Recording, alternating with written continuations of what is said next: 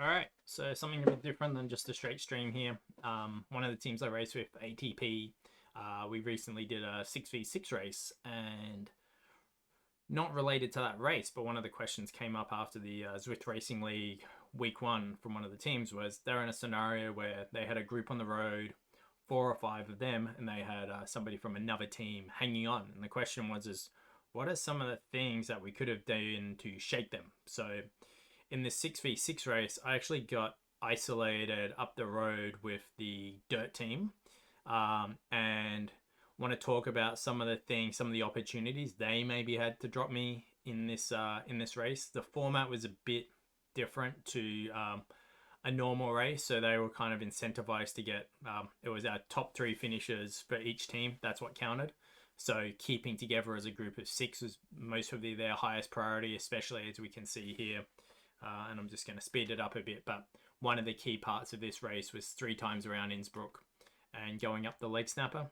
And after lap 2 here, I think they knew they had a very definite advantage without having heard all of their Discord. So, but we can kind of talk about a few of their dynamics here and everything like that. So, got the scenario here where we're going over the top.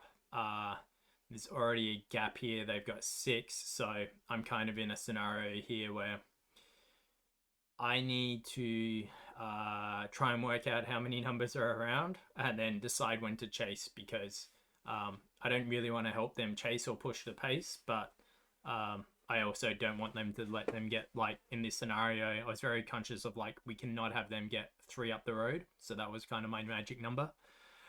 So I sat in here, but to be honest, in this scenario, like maybe if they decided to push, I don't think they decided for a couple of reasons. Still on the recovery here. I'm good at eating donuts and drinking beer, so I had a bit of a weight advantage, but I go down here. So in this scenario here, like, okay, I saw an opportunity to maybe jump, but then you can see they cover off and they're on my wheel. So as soon as they hit my wheel, like every time, I just back off. But this is a good example of like where you can most probably send a couple people up the road, especially if they started to, they didn't need to, but they could have started bombing like high numbers, and it would have forced me to go into the red to go chase. I was essentially just sitting in here hoping that I could get some friendlies in the group behind me. The group came back together, so that's how I go through. But like, this is the perfect example, whereas if you want to break it, you just got to send people up the road and make that person do work and do it decisively. So if you're sending people up the road, I think they were waiting there for their last rider to get back on. But got an example here. I think we'll just pause, where if those 2 riders decide to start to hit it hard, then that forces me into a decision of like, okay, do I bridge that gap or do I not? And there's only so many times you can bridge the gap. So that's one piece of advice there. If you're a solo rider, you got to decide when you're going to bridge. You got to try to play it coy to see from there. My only thought was if they did try and get 2 up at some point, I might try and launch an attack like to bridge to them, but I didn't want to be breaking down chases here. So Dirt destroyed us in this race, like in the end results. But one thing here is like they kind of bridged me back up, so I was like, yep, cool, thank you. Like, we live to fight another day. So I'm gonna speed this up here. I'll look for some opportunities. We actually have one more lap around. But kind of talk about like the things here. You can see tactics wise, I am just trying to sit on the back and do limited work, stay off the front. Not always the easiest to do naturally in Zwift, but my aim here was to essentially do no work in this whole thing and hope that my teammates can see 6 seconds behind, could time trial it back. So they got a full group there. So we'll go through and jump through, but that's kind of the plan here. So I'll just pause here. So this is another good example, right? So they've got this strung out, so they're like pace lining it. I think they saw in this instance that they were more worried about getting caught from behind versus trying to drop me, which is most probably the fair tactic.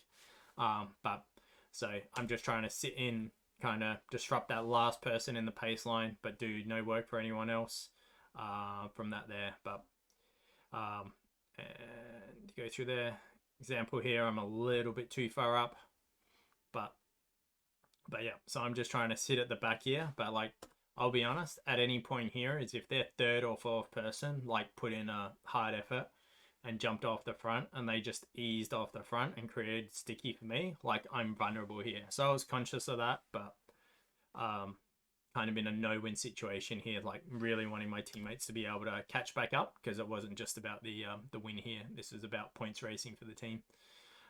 So we'll go through here. Not too much to actually go through here. So this little section. So I'm just gonna jump ahead a couple minutes here. So you can see teammates with ATP did an awesome job. They caught back up, and then we're into this situation where we're now coming up to the leg snapper again, and Dirt had played this smart. They'd had relatively fresh legs here, and then we're into the same situation again. With what have we got here, 3k to go. So we'll take you through this last 3k to go and just point out a few things here as well. So going down to descent, so gaps and all that are sometimes hard to call, but this is an example where I start, if you're a solo and you start to see the team that you're racing against get a gap, like you know that you're the only one who's going to chase it. So try and chase early, recognize it. So I had a little red spike there and then sit back in and then try and relax. I was still hoping that I could get a couple people from my team would catch back up. But so I was like very conscious of trying to stay at the back and not help the blob effect. But here's an example where they could have most probably crushed me more than they did here, where we can see here there's a gap forming now. I didn't get the call to go back. I didn't actually realize like our dots were so close behind. Maybe that was an option like for us where I could have gone back, but you can see the effort that I needed to basically go pull to get back on. And then, so I go sit back in. But like, that's a good example. Is like, whenever you're in a small group or whatever, if you've got the numbers, like if you designate who's attacking or that, like they could have easily got 2 people up the road at this point, because if you look at my graph there, everyone in the race had gone red there, but I'm actually the only one who's gone red like that and like that. And so they could basically keep on red spiking me until I go. But so I close the gap here. We go through the sprint. You can see the tempo is definitely up from that there. But we're rolling through. The squirrel gods were not good to me with a power up for the finish. But as we roll through here, and I'll slow it down just a little. So we can go through here, and what we'll actually see in the end here is like the benefit of being able to send 1 or 2 up the road is huge here. So like, I don't know what the answer would be here. Like normally I was still hoping that if I could encourage them to muck around and they focused on marking me versus getting to the finish line, that slim chance that my teammates could catch up. But we'll just go there. So what's happened here is they've had big numbers go off the front, and so I'm in a scenario here where it's like, if I go chase that attack, I'm essentially going to be pulling up everybody at the same time. So there's not, like, if I do that, essentially I'm guaranteed to get beaten by the 4 people behind me unless I can make a huge jump and create that separation. So I'm kind of stuck in that scenario. This would have been the moment to do it. I didn't yet had the all clear that I was off racing on my own. To be honest, I don't think I would have filled that gap anyway. But that's the type of thing here. But you can even see with that, like, I'm having to keep the pace high here to watch for any attacks. I thought I had a little bit of a gap here. I'm looking at the meters, then no, so then I ease back. But the reality is now that it's like, okay, they've just been able to easily just send somebody up the road just because of the numbers game. Because at that moment, I had to make a snap decision. I made the decision no, and then straight away they get somebody because no one else in that group's going to chase. So if you're in that scenario, if you're in a lead pack, that's what you can do here. We'll watch this through to the end. This comes down to a sprint, bit of a different type of sprint in a meetup. But you can see here they've got the numbers. can see there Nigel Baines starting to put down the Watts, and this is the perfect example of what you're vulnerable to here, because as soon as one of them goes, is they can just let them go, and then it's kind of like they can just go off your queue. And so you can see here, Nigel goes, it's got the gap. The Squirrel Gods were good to them as well, or they were holding on to their power-ups most probably because they didn't have to burn them chasing the group.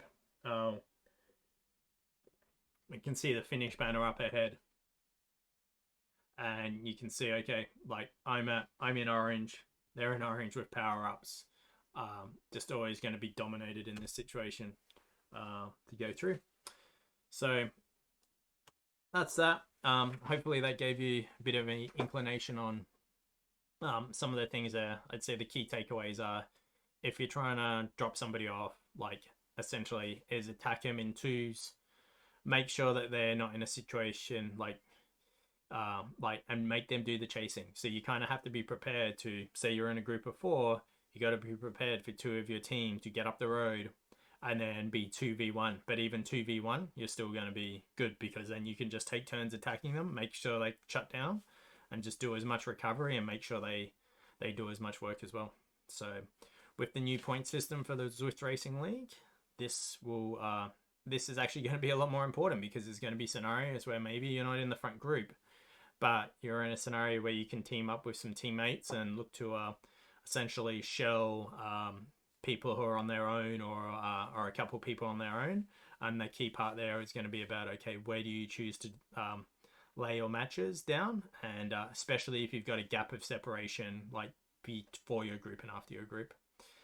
So with that, thanks for watching, and if I get the time and start to get practice and don't have to take 5 takes like this one, I'll look to do a few more of these videos.